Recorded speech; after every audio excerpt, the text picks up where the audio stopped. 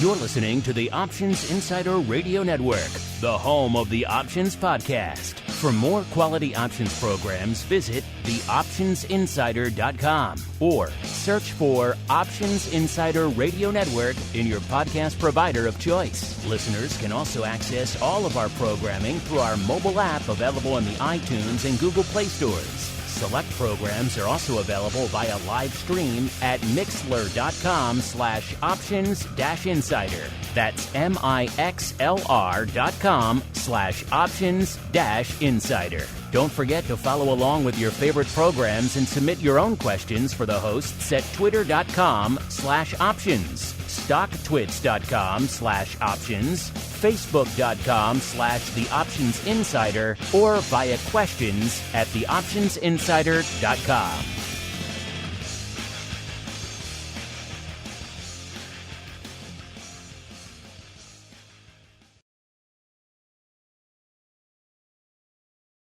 Welcome to the Options Playbook, the program where we break down cutting-edge option strategies and explain how you can incorporate them into your own portfolio. Whether you're looking to grow your capital with some offensive maneuvers or protect your investments with defensive plays, you can find them all in the Options Playbook. The Options Playbook is brought to you by Ally Invest. Anything mentioned today is for educational purposes and is not a recommendation or advice. Options involve risk. Please refer to ally.com/invest/disclosures to review additional risks involved with trading options. Securities offered through Ally Invest Securities LLC, member FINRA and SIPC. Now, let's open the playbook and get started. All right, everybody. That music means we are back for the 400th time here for Options Playbook Radio. Yes, welcome to the 400th episode extravaganza palooza. Call it what you will. It's going to be a good time here. 400 episodes of Options Playbook Radio in the can. An extremely impressive accomplishment. Looking forward to a fun celebration. In order to do that, we have flung the gates far and wide. So you folks, if you listen in live, you can join us live. Ask questions at the live anytime that your heart desires. People are always saying, hey, can you do more live huddles? Can you do more live huddles? Well, you're getting one today, listeners. A full mega extravaganza worth. My name, of course, Mark Longo from theoptionsinsider.com. Reminding you, of course, you get this nice, fun live one here on OPR 400. If you want to go above and beyond, join us live for the rest of our shows throughout the week, including our great pro Q&A sessions. Had a great one yesterday on Tuesday. And, of course, Options Oddities every Friday, giveaways, and a whole bunch more. TheOptionsInsider.com/secret club is the place to go. And, of course, however you listen live after the fact, it's more important than ever these days to really get out there. And if you like the show on an on-demand platform like an Apple Podcast or a Spotify or a Google, wherever you get the show, if you like what you hear, keep rating and reviewing. We don't remind you of that a lot because this show's been running for a while. It's got a great audience, and we love you all. We don't remind you out there that it's important to leave reviews. I've seen a lot of people out there leaving comments saying, hey, this show's great. It should have 1 million reviews. And you're right. That's on us. We should remind you more. So you could argue that it is more important than ever these days with people. We see the numbers. People are joining the options market every day. They're brand new to this product, and they go to a platform like an Apple Podcast or a Spotify, and they type in options, and they look to see what they find. And so if you like what you hear, those reviews out there really do make a difference for those newcomers, especially right now. More important than ever. So since it's our 400th episode spectacular, let's see if we can find a few of those. First off, let's go out to, I can't even say this, Sharks, SJS Sharks fan 39. I think this is an Apple Podcast. They love the show, saying, I enjoy the show a lot, and Brian does a great job going through the concepts in a tight, concise way. Oh, I also enjoy the listener email shows that Brian and Mark do on occasion. Keep up the great work. Well, we will. There's Sharks fan 39. We got another 5-star review coming in from Rosalia. She says, this is so wonderful, informative, well-organized, expert, fun, and so helpful. Hope I live. Oh, wow. Hope I live long enough to digest each episode. Thank you. Thank you. Well, Rosalia, you got a lot to look forward to. You got 400 episodes worth of living to do. So we hope you last throughout the whole time and much longer into the future. Thanks to all of you who take the time to rate and review. And of course, it's not my show. I got to bring on your regular guest. He's champing at the bit. He's been super excited to do this. He's been talking about it for weeks. We can't get him to shut up about it. He is none other than your normal host, the options guy himself, Mr. Brian Overby, the senior options analyst over there at Ally Invest. Brian, welcome to your 400th episode. Spectacular, sir. Oh, yes, it's great to be here. I know we have a bunch of live people watching the show as we do it. We haven't been able to do that often. Oh, there they are, the live crowd chiming in. They're loving it, Brian. They're having a ball. That's awesome. And all the other listener questions. We got a whole hour's worth of huddle up today. So keep your questions coming, and let's do it. Let's huddle up, Mark. It's time to huddle up and answer questions about your favorite options plays. Submit your questions via twitter.com/options, facebook.com/theoptionsinsider, or questions@theoptionsinsider.com. All right, welcome to the Huddle, the portion of the show where Brian and I gather here together to answer all of your many and varied questions. Some of you have been waiting quite patiently for quite some time to get your questions answered on the show. Sometimes if it seems like it's going to be a while, I try to make sure you get routed to other shows because we don't do the Huddle as frequently as maybe some of you like to do a Huddle every week. That's not going to happen, but we like to do it as often as we can. Before we get to the questions, Brian, what are your thoughts on all the people out there like Sharks Fan 39 and Rosalia and everyone else who take the time to give you all these glowing 5-star reviews on all these platforms all across the sun, sir? That made me chuckle, and I appreciate that a lot. I also, anytime we can get those reviews, just the feedback, the love that we received. Last year, we had more people download and stream the show than ever, so each and every year we're getting stronger, which is great. Because all we're doing is something simple. We're just trying to teach option strategies inside the playbook and looking for specific stocks that these alternative strategies that not a lot of people always talk about actually fit that mold. So I love getting the reviews. I love the little chuckle every once in a while. We have some great, very astute listeners out there, and please just keep them coming. Well, the live chat's already getting into it. Mr. Unlimited says, congrats on your 400th episode, Brian, and thank you for all of them. I'm sure he's listened to all of them. Yep, him and my mom. Yes, you, him and your mom, the two most devoted got all, and Rosalia's got a lot of living to do. She got to make sure she's there for all 400 episodes. So keep it up, Rosalia. All right, speaking of 400, let's get to this one. This is from Eric Dyer. Poor Eric, he sent this in like right after our last huddle, so he's been waiting for a while. So we got to bump him up to the top of the list. Eric Dyer says, "Hello, Brian. I've been studying options for a few months now. I'm also an Ally Bank and Invest customer." Oh, well, you sent it in to the right place here, Eric. He says, "I have 2 questions I was hoping you could help with. I understand that your answers are not financial advice." Oh, he has a little smiley face, so he knows the drill. He says, "I am primarily interested in covered calls on long equity/ETF positions. I want to generate some moderate income off of those to reinvest. My preference in this case would not to be assigned. A little bit of a double negative. We'll forgive it here, Eric. If it happens, it's not the end of the world, but I'd like to keep the equities in a perfect world. Puts in parentheses, I can always roll the call or just repurchase the stock. So far, my assumption is that I need to have a starting delta on selling a covered call of around a 20. And he puts in parentheses, a 20% chance of assignment. All right. That's not quite accurate. I think we have a question about exactly that in a little bit, so we'll come back to that. He says, that would also depend on some technical analysis/volatility, and I might bump that up or down a little based on the technical analysis. As a thought, is the 20 delta a good starting point for this strategy? And he has a second point for his question here. He says, also, I am curious on assignment if the expiry price falls between the strike and the buyer's break-even point. For example, I sell a call with a 70 strike. If the stock closes at 72 on the day to expire, let's assume the buyer paid $3 for buying the call. His break-even is at 73. My thoughts are it would be highly rare to get assigned if the expiration price falls between the strike and the buyer's break-even. He's probably closing that option instead of assignment. Would that be an accurate assumption Thanks a ton for all your content. They have been a huge help to reinforce the research I've been doing for a little while. Regards, Eric. So, Brian, a bit of a twofer here. Maybe do the second half first. That's kind of easy about the whole break-even thing. And then he also wants to know, what are your thoughts on having a covered call strategy around a 20 delta, sir?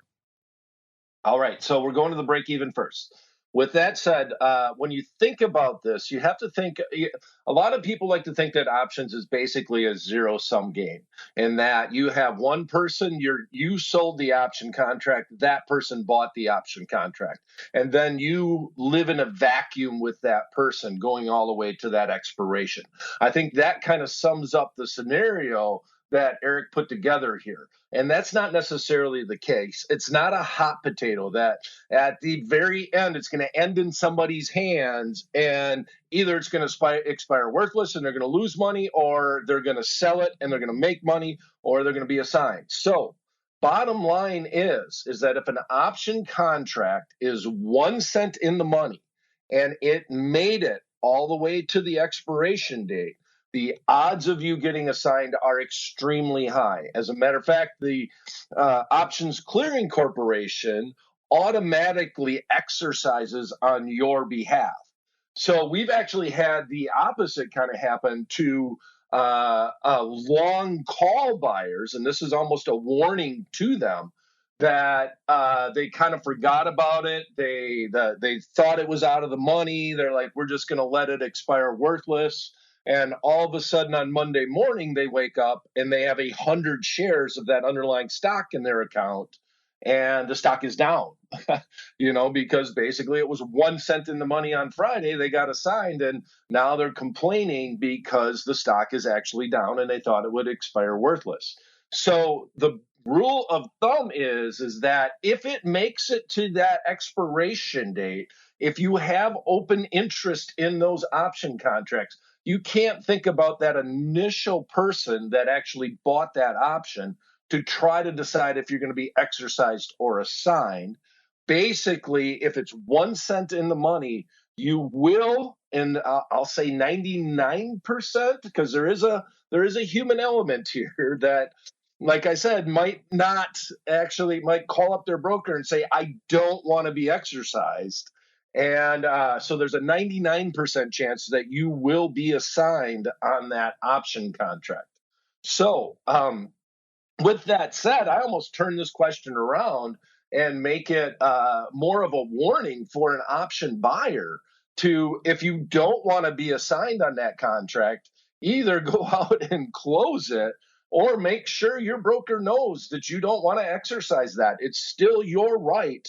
And you, as a buyer on a very, very thin in the money option contract, needs to not fall asleep and be aware that you could be assigned automatically by the Options Clearing Corporation. All right. I think that sums that up. Went in a lot of detail there, Mark. No, that's a good one. He's been waiting for a while, so Eric deserves it. And you're right. How nice would that be if it all came down to what the other counterparty wanted to do, and you could just plan accordingly? But no, yeah, Brian's right. The OCC, at the end of the day, if you're a penny in the money, those options are pretty much going to be exercised, automatic exercise, like Brian said. There is a small probability that it won't hit you, but 99.9% of the time they will. So plan all of your strategies once you're in the money. Those options are going to be exercised. Anything else is madness. Great question there, though. What was that? Eric. So we have Eric Dyer. Then we have Tom Dreyer. So maybe distant cousins. Tom wants to know, hey, Brian, congrats on 400. Is Ally planning to list the Nanos when they launch? And what do you think about an option with no multiplier? So a bit of a three-parter here. He's very succinct, though. I like this. So he congratulates you on the 400th episode. He wants to know what you think about options with no multipliers, and then also, are you guys going to list the Nanos? So a three-parter, sir. Okay, but we got to go back to Eric. We need to answer his first question. Oh, we didn't answer the first question? Oh, you just doing? Oh, that was just the second part. You're right. Yeah, I know I got a little long-winded. You're right. I know I got a little long-winded. But I know you're excited. Question, 400 episodes. It proves to me that Eric's been listening quite a bit, because a couple of things that we did talk about on Options Playbook Radio is the fact that I think we looked at a couple of FOMO trades, and that's how we build the strategy that he's talking about. where we are long an in the money option contract and we're selling shorter term option against it, i.e. the fig leaf. Mark, you should have known I'm not going to let this one go. That's one of my favorite strategies in the options playbook. And we talked about that on the financial stocks months and months ago about the XLF. And we also looked, I think, recently on MRO as an energy stock and doing a FOMO trade or a fig leaf basically in the energy sector in general. So yes, starting by looking at a delta around 0.20 or in some regions, they'd say a 20% chance of it finishing 1 cent in the money at that expiration date. Now, I always got to emphasize that that's at that expiration date. But with that said, I like to look around that range, but I'm going to err to giving up premium. So here's what I mean by that. You're not paying as much for the underlying as if you bought 100 shares outright. So if I'm selling this call option, and let's say on 100 shares of stock, I'm trying to pull in $1 or so, I will err to the side of receiving less premium to go up higher in strike. It's going to be a much higher percentage of the option price than the stock price. So I don't mind starting by looking at the 0.20 delta, but I'm probably going to go a little bit deeper out of the money on that. And I'm going to whittle away at some of that time premium, that time value that I paid for that option contract. So my ultimate goal of this strategy is to try to cover the amount of time premium that I paid for the option. Even though it's deep in the money, we're still going to be paying some time premium for it. And once I got to that level, I think I'm just going to let that option contract run. Hopefully I'm correct on my forecast with it, but that's kind of the way I look at that strategy. And another little thing that I'm always looking at, I don't care about where that delta or what it says. I don't want that unknown news event. So, well, I shouldn't say unknown. So if a company's going to be announcing earnings, I'm just going to avoid that month and that expiration. I'm not going to be selling option contracts against that. So that's a known news event would be in earnings. And that's the one big thing that I would try to avoid. If I know there's a known news event that's going to happen, like, for example, Google, not necessarily that you might, Google's a very expensive underlying, obviously, so the options are going to be quite a bit expensive, but Google's going to be doing a stock split. So I don't want to mess with that. I don't want to be selling option contracts in that situation because I have no idea what's going to happen after they go through their split. They announced it, the stock went up, now it's came back off, had good earnings, but stock still sold off after the announcement. I just don't want to mess with that scenario. I'd rather just be long the option contract if that was the case in that underlying. So the 20% chance of being assigned, well, that is true. But one of the things about looking at a delta as a probability of assignment is to realize that the underlying stock, that's not the probability of it touching that strike price. So there's a much higher probability that it might get up to that strike price before that expiration date. Now, if you let it ride, the concept or the theory that's behind it, everything's theoretical here, is that you have a 20% chance, and it's not always, it's not an exact science, that it would finish 1 cent in the money. Now, if I'm doing the strategy and it comes up and hits my strike, even though I got a higher probability that it might not just stay there or finish in the money, I'm still adjusting the trade. I'm still rolling that trade. Another reason why I might go up a little higher and maybe sell the 15 delta and sacrifice a little bit of that premium overall. And that's mainly because a lot of people emphasize the probability at expiration, and there's something called the probability of touching, which is much higher over the life of that option contract. Anything to add there, Mark? Yeah, you did a pretty good job on that. I'm with you. A lot of people might initially bristle when they hear that 20 delta because that's a pretty small delta. You're not getting a lot of juice for that. In fact, in our chat, we have Age of Delaquaria saying, I can't imagine selling a covered call at a 20 delta. Can't get enough juice to make it worthwhile, even in a new no commission world, but to each their own. And I could understand that assumption. You want to get a decent income stream for it at the end of the day. Remember also, at the end of the day, the real engine in a covered call is going to be the appreciation on that stock. In fact, whenever we've had Matt from ORATS on, he's the king of the back testers, right? He's run a bazillion back tests on covered calls. And the one thing he's found time and again that is the overarching dictate for how much that strategy makes is pretty much how far out of the money you write that strike. The more room you give yourself to run on the upside over time, the more that strategy could make. Now, of course, that was done predominantly in bull markets. So if things get a little choppy like they are right now, might be a little bit of a different story. Might want to be a little bit more aggressive with your premium harvesting. But in general, if you're going to initially poo-poo that 20 delta, which is, again, even below the risk reversal people usually like to look at. They like to look at probably a 25 delta call and a 25 delta put to get that 50 delta risk reversal to measure skew on a particular option. You're going even beyond that. So you're getting pretty small there. So as long as you're okay with not getting a ton of juice for that, so long as you're okay with that for the reasons we just laid out, I think what you're talking about makes a lot of sense. And yeah, obviously the second part with the automatic assignments, that it's a penny in the money. Just assume things are going to be assigned automatically and live to fight another day. All right, Brian. Now let's see how the crowd reacted to that one. Oh, they thought you were pretty funny. They think you're a humorous guy, Brian. I didn't hear a lot of jokes in there, but hey, they thought you were pretty funny. So well done. The crowd's liking it so far, even though some of them take an issue with your 20 delta, Brian. Really quickly, anything you want to add on that? People thinking maybe 20 delta is too little juice for the squeeze? Well, it's just more so the percentage, right? Because if I'm buying an option contract, let's talk about the XLF.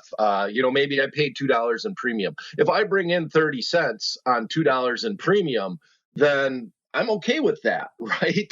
I'm trying to avoid the assignment. I'm really trying to get that's not a bad whittle away at that time premium that I paid for it. So it's all about, to me, on the fig leaf, the percentage of the time premium that I'm bringing in, that I'm whittling away. And lastly, I think they were laughing at you because you moved on to the next question. They could be laughing at me. I have been known to be hilarious at times out there. All right, let's keep on rolling here. Let's see. Now we get to you, Tom. Eric's distant cousin, Tom Dreyer here.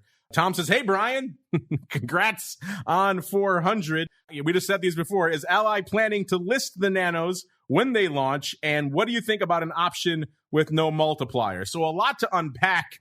Maybe we'll start with the last part. If you want to talk about the thank you and the congrats, have at it. But I am kind of curious your thoughts on these forthcoming Nanos, sir. What do you think about an option with no more leverage, sir?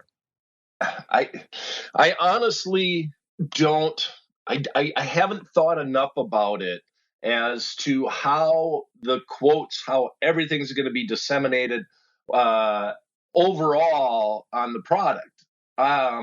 So I like the concept, but one of the things I don't like overall, and I didn't like, I know that a lot of the analysts on your show were okay with the minis. I did not like the minis at all. I did not think the product would succeed. I was not a proponent of it. With that said, I don't like to take the liquidity out of the marketplace. I don't want these other kind of oddball products hurting some of the liquidity, because on the big underlyings that we like to trade in the options world, you really have, I'm going to say there's really about 50 tradable, really tradable option underlyings that are out there that are available. You can go a little deeper in that, but there are that's about the number that has true liquidity in them. And I really don't want to see that liquidity get dipped into.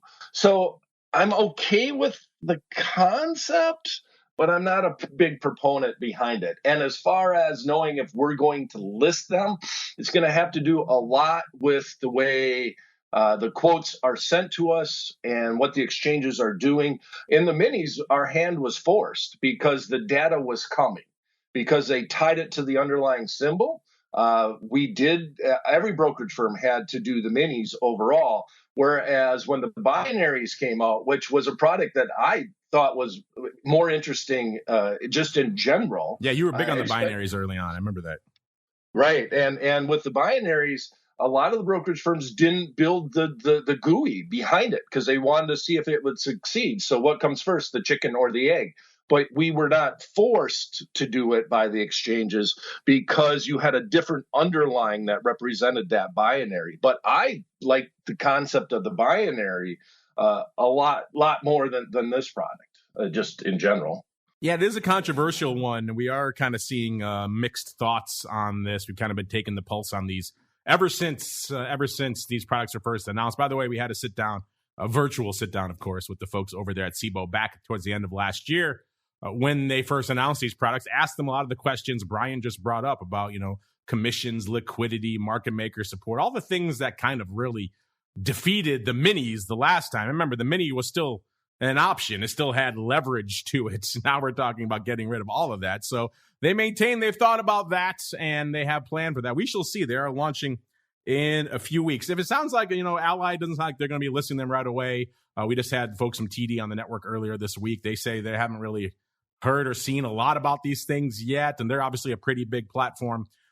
I'm not hearing a lot of demand or interest on the brokerage side from their clients, which is not a great thing. And again, this is kind of a product that's still kind of in stealth mode. I'm still waiting to see the big rollout of Nanos. You think they want to put some muscle behind these things, but so far it seems like we're the only ones talking about them right now. So I guess we shall see. A good question though, Tom. We shall see. It's only less than a month away now for the launch of an option. Is an option with no leverage? Is it still an option?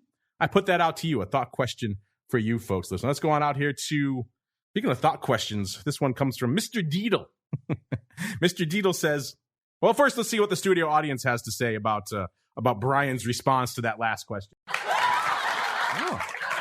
Oh, they're just, I think we juiced them up with something before the show, Brian. I think they had a few beverages maybe because they're a pretty happy bunch. They're just loving whatever you're throwing down out here today. But let's see if we can keep the trend going with Mr. Deedle here. He says, am I right in assuming that options will never get above level 3 clearance? What would that even be? Well, that's a good question, I guess, Mr. Deedle. If we were to go above and beyond the tier 1, tier 2, tier 3 types of clearances that we have now, which is something people have proposed. In fact, in the heat of all the GameStop madness, people thought maybe we need to revisit the approvals we have for options. So, Brian, what are your thoughts here from Mr. Deedle?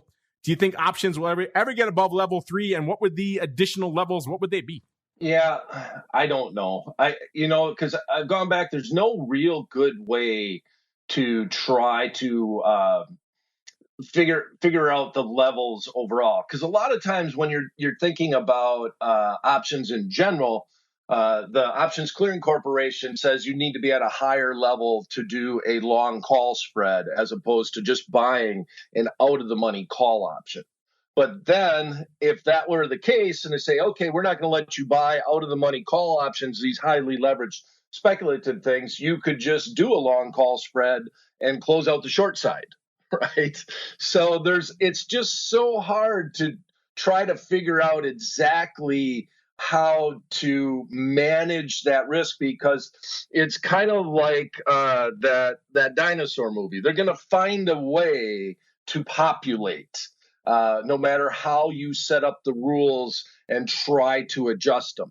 So I put some thought in it as I try to manage risk with our firm in general. And I don't have a good solution for the different clearances. Now, I, in general, would like to see a way to try to, the out of the money option contracts for the beginning option trader. It's such a catch-22 because the one person that comes in and they buy it on a meme stock, they might not have made $1 million if you didn't allow them to do it. And then you got the reverse scenario where 95% of them lose money on it overall.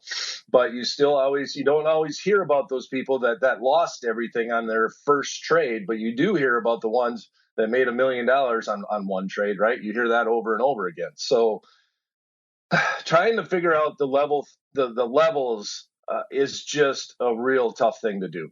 I don't have a good solution for it, and it's just really hard to get past the regulators and and change everything that's about it. I don't know what else to say, Mark. Yeah, it's a difficult. I've thought into it. I really have, but I don't really have a good answer. It's a difficult process. You're right, because there are so many things. I was kind of with you. I think we talked about this last year in the height of the meme frenzy on the show, that it seemed like there was more of a groundswell of support for doing something. Maybe the old 1, 2, and 3 was kind of antiquated. Maybe we need to revisit how these things are set up. Some people thought about maybe some sort of the basic options quiz when you open an account to see what your kind of level is, or maybe gating you to certain trades at the beginning, and over time you can kind of do more, or other types of approaches have been floated out there. And it's a challenge. And also at the same front, expecting all of these brokerage firms and everyone else to kind of gate all these customers. At the end of the day, they have a fiduciary responsibility to make sure people don't take on too much risk, but they're also a business. They don't want to say no to all these customers coming in. So it's a big challenge to put on the brokers as well, to say you have to, all these people are flooding to your platform and you have to gate them all and bounce them all and tell them all no. That's a challenge to expect from a lot of firms out there. So there's a lot of different things, but I would be kind of open to maybe revisiting this concept, because it is kind of silly. And right now, if you've ever opened an options account in the past year or so, you realize it really is almost a bit of an IQ test. If you can't get level 3, you're just not trying hard enough at most brokerage firms. Listen, it's really just a couple of clicks on a couple of pages, and that's it. And so I've had some friends, I've helped them do this, who are kind of newer to options over the past couple of years. And it's fun for me to do that, because I get the chance to kind of refresh myself and see what it's like for the kind of very entry level of the options market when they're setting up their accounts. And it was kind of eye-opening to me just how easy it is for a lot of firms out there. They don't really put a lot of hurdles in front of you. So it's an interesting thing. Maybe we could revisit that going forward to maybe make it a little bit more difficult for people to get themselves in trouble. But yeah, it's a challenge. I would love to hear, Mr. Dietel, you asked the question. I would love to hear what your proposals are. If you guys in the chat, if you have a way you think this should be done, if you're listening after the fact, you have a suggestion for how you think options approval should be handled, you think the current way is pretty much okay, we'd love to hear from you folks. Hit us up. Let us know. Let's see what the studio audience had to say to that one, Brian. Ooh, they weren't fans of that one, Brian. Oh, I think maybe they ran out of that. We got to set another waitress around, another round of beverages. I think they're running out here, Brian. They're getting a little surly. So let's keep rolling into the next question. Let's see if we can keep them hopped up here. This is from Meets. I recognize that handle. One of our secret club members, Meets with a Z. He says, when is the last time that the options guy bought a straddle in his own trading account? And did you see the Bloomberg article telling everyone to buy straddle? So a bit of a twofer. I believe we talked about that Bloomberg article on your appearance on Volatility Views, Brian, did we not? Yeah, we did. And that's funny, because the straddle that we just recently talked about paid on both ends. Yeah, it's another year where buying straddles pays off, at least in the beginning of the year. So we're in some turbulent periods. But he wants to know, Brian, in your own personal account, you're slinging stuff left and right, hither and yon. When's the last time you actually bought yourself a straddle? Well, one of the things, and we've always said this, I can't talk about my own trades. That's why we also bill everything as, that whenever we talk about these, they're not meant to be recommendations, because we really don't know the customer. And that's one of the biggest things about being a brokerage firm, is you need to know your customer to try to talk about trades and talk about your own trades. I can tell you that I have done straddles, and I do it infrequently, about as infrequently as I talk about them on Options Playbook Radio overall. But the most recent, I'm thinking of paper trades. I remember, Mark, we did kind of a schizophrenic straddle. We had a fun name for it on the airlines, where we bought a long put in one airline and bought a long call in a different airline. I don't know if that one actually worked out when it was all said and done, but the straddles that we've talked about aren't.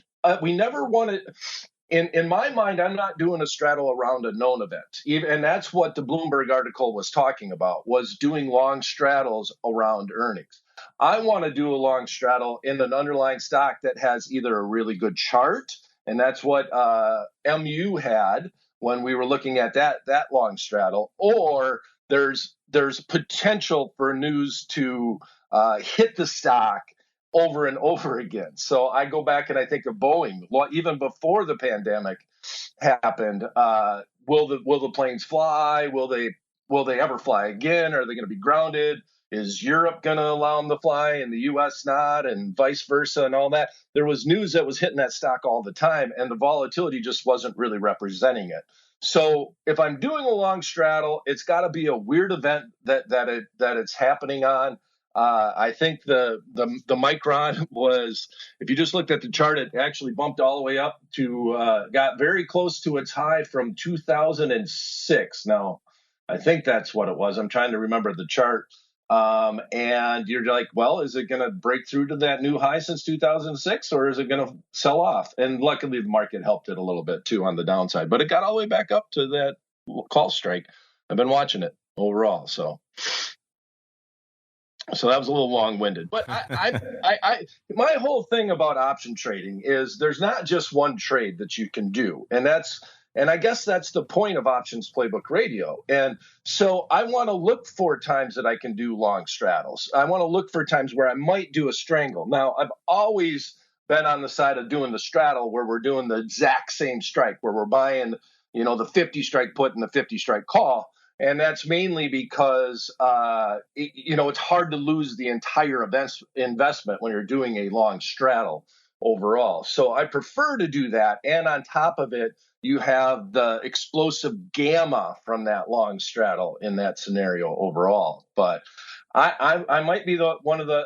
Are there other analysts that talk about long straddle here on Options Insider Radio, or is it just me? You've been kind of the most frequent when I think about it, but they have popped up even on shows like Boot Camp we do with Pastorelli. We had some questions and talked about. In fact, he was talking recently. I think he was interested in those.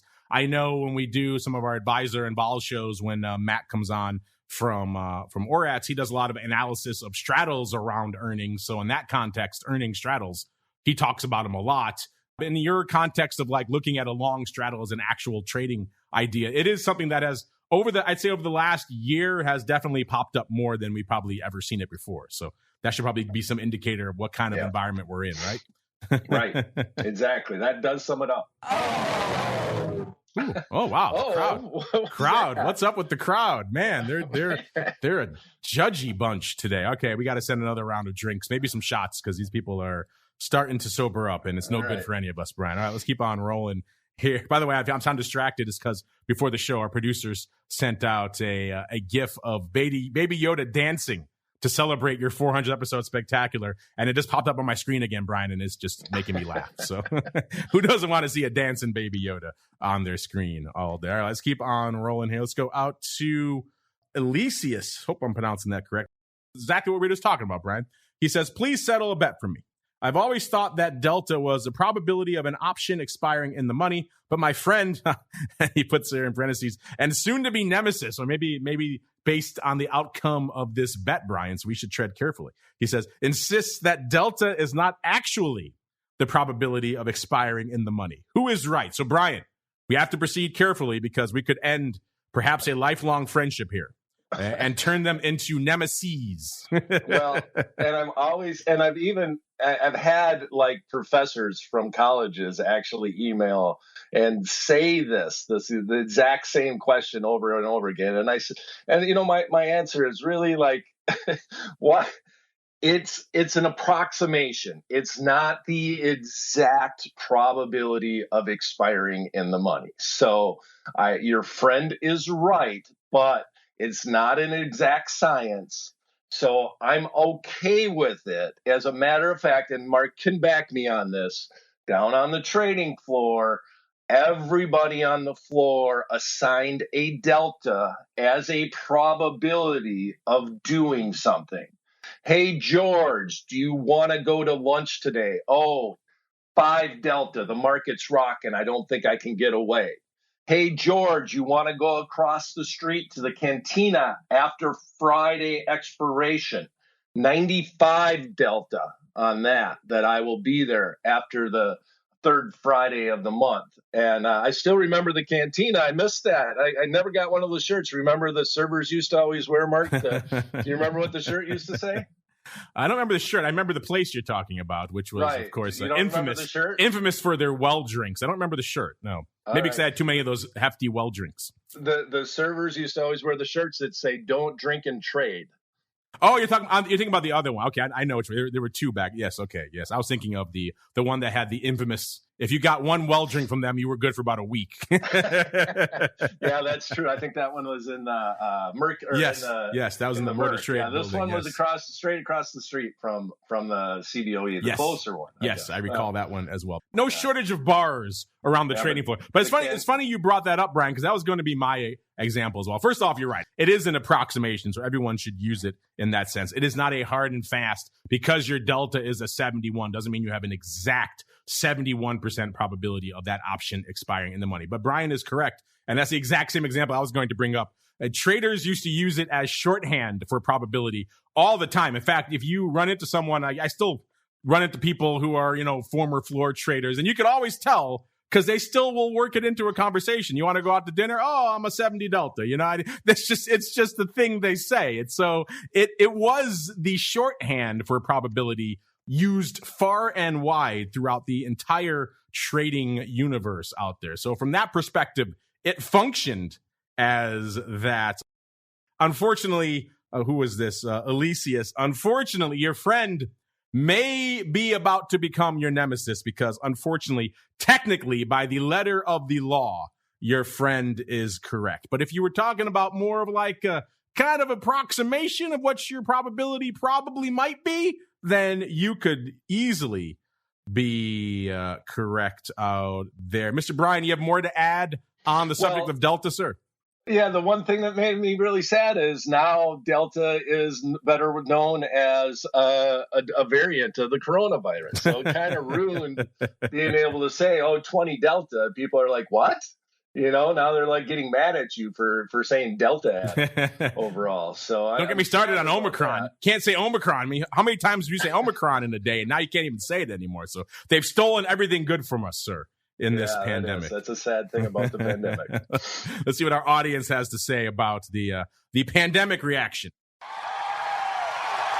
All right. Oh, they're still going. They're really excited, Brian. They like that one. Wow. So I guess they got the beverages we sent around. They're feeling good. So they're an excited bunch. Let's see if we can keep that energy level high, Brian. All right. Here we go. All right. Let's go to Tim. Tim has an interesting one. Very specific question. He says, I sold 3 contracts of an iron condor on Roblox set to expire in about 3 weeks with a $3 wide spread.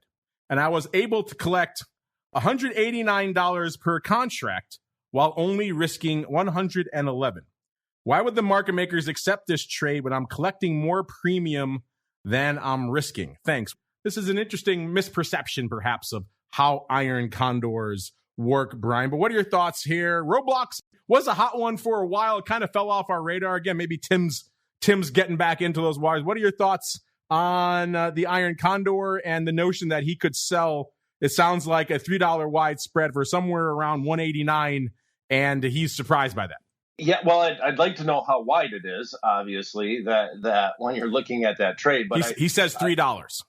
Well, I mean, where the strikes were relative to the stock. Yeah, like how far are we out of the money? It's kind of hard to look at it. But I guarantee that if you entered an iron condor as an iron condor and you did not leg into it, you put it all in as a 4-legged trade down to the floor, you did not steal that trade. If you come to the floor with a 4-legged trade and you can fill somewhere near the midpoint, then that's a solid trade that you put on. But the odds of you breaking the bank on iron condors relative, just as you come to the floor with 4 legs, and that gives the market maker, because you're on that trade, you're most likely trading with a market maker, and it gives them the time to look at the market and see what's going on and then react and then make a quote on it. Very rarely, and it all happens electronically now too. I'm old school, so I say floor, but some of these don't even make it to the floor. They get traded with electronically. But with that, I digress. With that said, that had to be the going rate, but I don't know how far he was out of the money for Tim.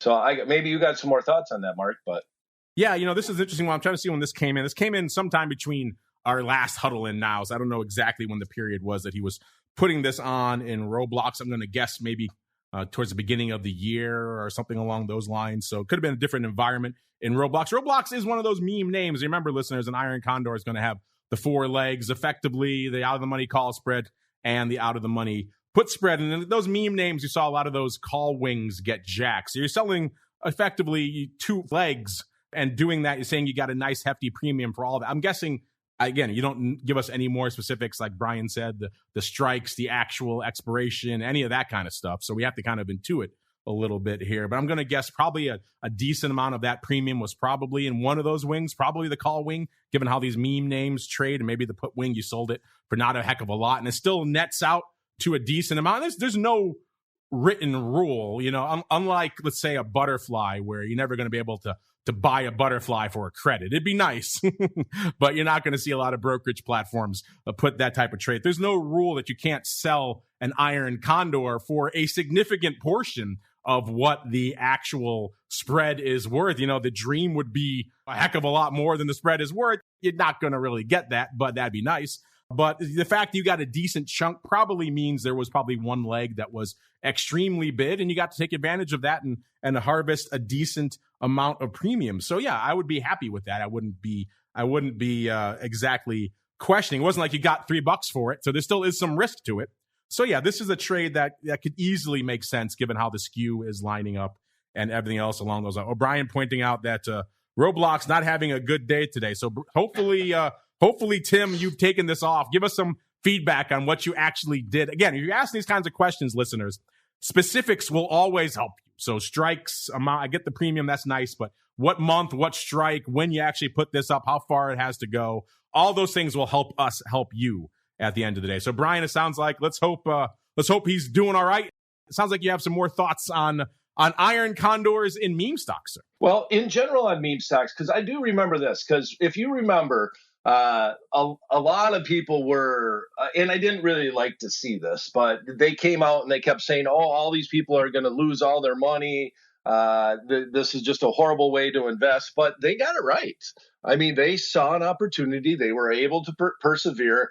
And a lot of these people that were pushing up these meme stocks did pretty well with it. And the reason why I want to bring it up is because you brought up skew, and that triggered something, because this is one time where the marketplace has, they know how to price things. And the meme stocks had came up, and with their volatility, they came screaming back down for a little bit. And everybody thought that, oh, okay, this is over with. They're going to go back to where they started, yada, yada, yada. Well, I looked at the option contract. Specifically, I had a reporter call me and ask me questions about it. And I said, well, if you look at the way that they're pricing these out-of-the-money call options, this isn't over. The marketplace had so much skew on the call side. It was just basically screaming that this type of move is going to happen again.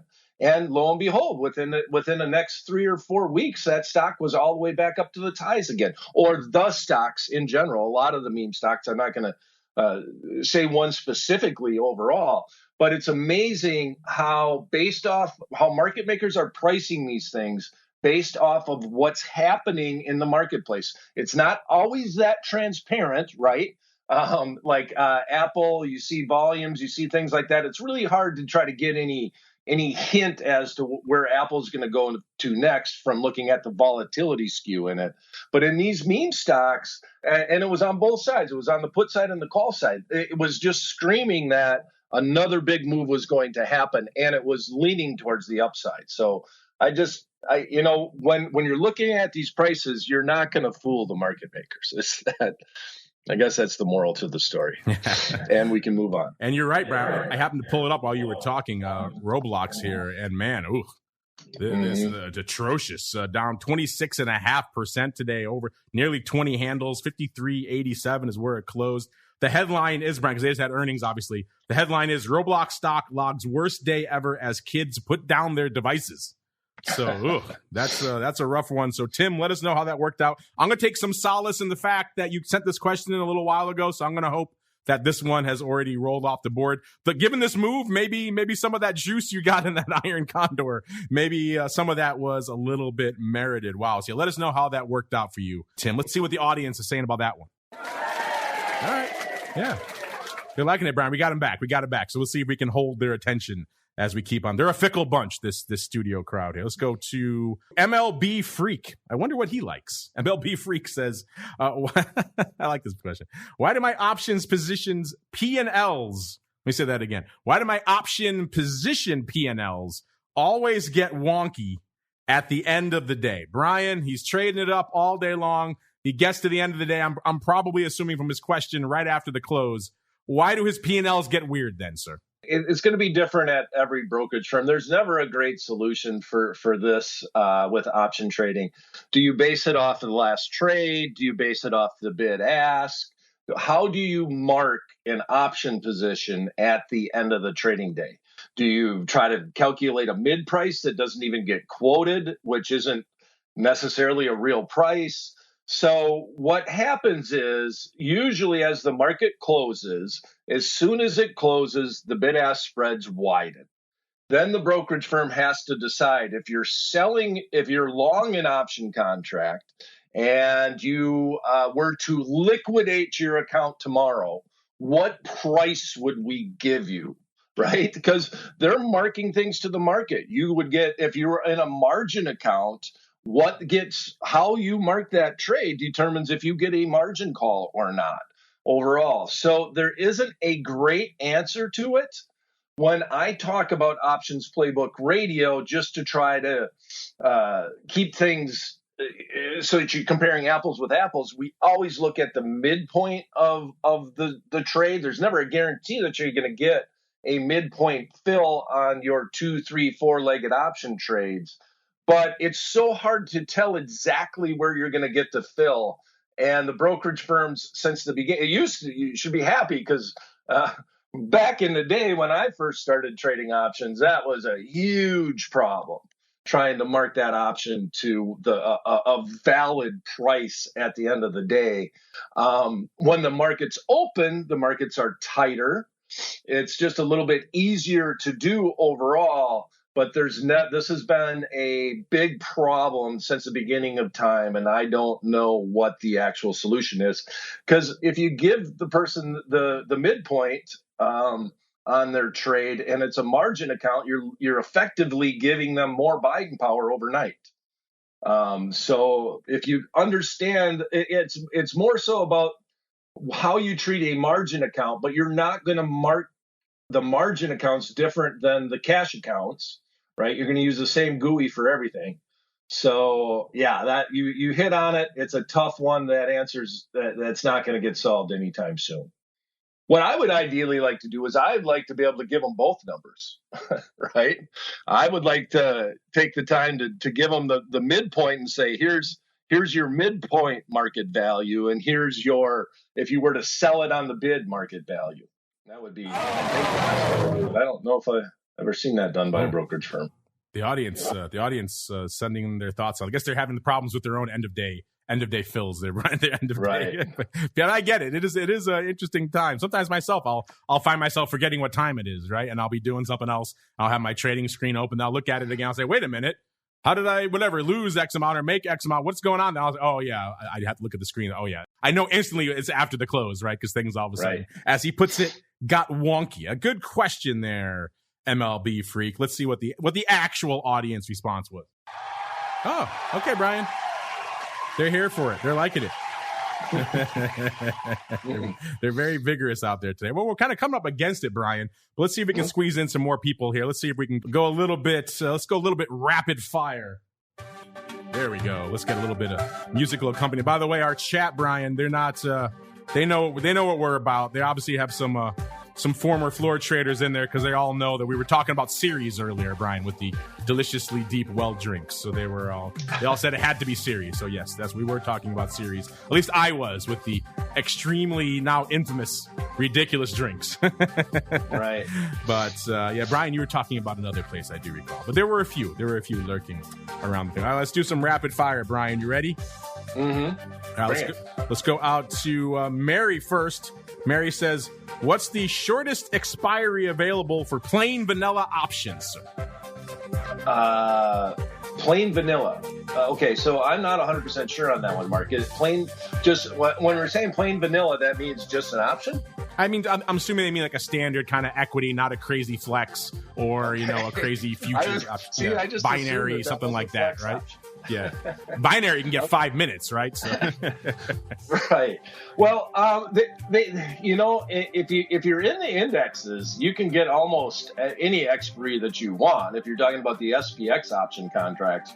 But in general, right now, if you're talking about an underlying stock like Apple, it's the weekly. It expires on a Friday. They introduce it. Now the weeklies go out a month in time now, but they still call them weeklies, so that gets a little bit confusing because they started as 1 week option contracts. But that is the shortest expiry on a underlying stock. Now, if you're looking at the index options, man, you got ones that expire at the quarter. You have some that expire on Wednesdays, and that's mainly because of VIX option contracts. You got a few that expire on Monday because it's the end of the quarter. I'm going to say 1 week, and I'm not even 100% sure if I'm accurate on that. What do you know the exact answer? I think it is 1 week. Yeah, I mean, for listed stuff, it is stock options. It is 1 week, but you're right. In the equity, in the indices now, they are pretty much SPX is going daily pretty soon, right, and stuff. So effectively, you can have a daily expiration just about any major product that you're looking at now. So from that perspective, you can come in and have a product that will be expiring tomorrow in most major, certainly in the indices out there. But if you want just a standard, you buy it when it's listed and you go to all the way to expiration, then a week is probably, if you want to get intraday, then you're talking about, like we said, the binaries and some of these other things that have a listed lifespan of less than a day. There still really isn't anything like that in the traditional options market. Obviously, you can come in at the end of the day when an option's about to expire and trade it with like a half an hour left and kind of build your own short duration contract that way. But in terms of when it's listed until expiration, yeah, you're not going to get anything shorter than a day yet. But hey, we're getting options with no leverage soon, so who knows what's going to happen from an intraday perspective. It's all on the table now, listeners. Let's go off this. This is another good rapid fire question. This comes from USA Patriot. They want to know, Brian, what is ADV? They have no idea. Is it average daily volume? Yes. Winner, winner, chicken dinner. You wins. Yay. There you go. You're getting the hang of this rapid fire stuff. All right. I'm getting there. I got to admit, I was a little nervous about that. I like to throw you curveballs sometimes. Here's I don't know how rapid fire this is, but we'll try to squeeze it in. Tom from Telluride says he's interested in taking a class or understanding or dissecting the math behind the Black Scholes model. Where can he find this, Brian? Well, my first question is lie down until the urge goes away. Because I don't necessarily know why you want to do that. But there is the one book that's out there. Because as far as individuals are concerned and trading options, trying to figure out the Black Scholes pricing model or implied volatilities, that's not it. We're buying to try to make dollars. Market makers are buying to try to make nickels and pennies. And so breaking down that model is important to them. But if you want to, it's a friend of mine, Shelley Natenberg's Option Pricing and Volatility. That's the book you want to read. It is the Bible of the trading floor, and it's Sheldon Natenberg if you want to get specific on the author's name. That's the Bible. Natenberg, Options, Volatility, and Pricing. That is still the Bible. When we did our Options Boot Camp kind of book club, it was the number one recommendation. But just about everybody who's a professional in the business still is Natenberg. Not exactly, it could be a little dry reading at times, but it'll get you there. All right, let's go with this one here, Brian, from Bullseyes 7. Love delete speak. It says, are options worth it for day traders or just for swing traders, Brian? They're for everyone. Options are for everyone. You can use them to increase leverage, but what they're first intended to do was to manage risk. And if you take the idea that options are only for speculation, you'll never understand them. There you go. Well said, sir. There's a bunch of them here. I'm trying to find ones that we could do. These are all longer. We could do in kind of a a rapid fire. Here's a quick one you could fire off if you want, Brian. This goes for, I just like this handle. The Giddy Franciscan. I don't know if he's a Franciscan monk or he lives in San Francisco, one or the other. He says, sell in May and go away. What option strategy benefits from the profound market malaise that occurs over the summer? Brian, this guy wins just for the handle alone. I like it. What do you have to say for him? He thinks sell in May and go away is a thing.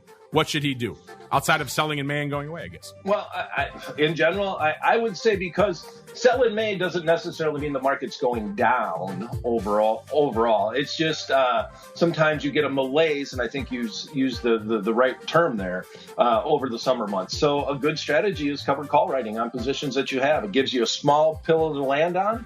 The fig leaf that we talked about on the show today, those little type of strategies where you're bringing in some premium to try to offset and give yourself a little bit of protection on the downside. All right, Brian, you did it. Let's see how the audience, how do they feel about, in total, the 400th episode extravaganza, Brian? I'm on pins and needles here. I can't wait to hear. Oh, they're into it, Brian. Nice. Whoa, I can't shut them up. They keep going. Whoa. All right. Thank you. I appreciate that. Wow, that's a lot of love. Wow. That's a serious amount of love, Brian, here for the OPR 400th episode spectacular. So, Brian, did you have fun on your own celebration, sir? Yes, without a doubt. And I do have a new URL that I want to share with everybody. Oh, have at it.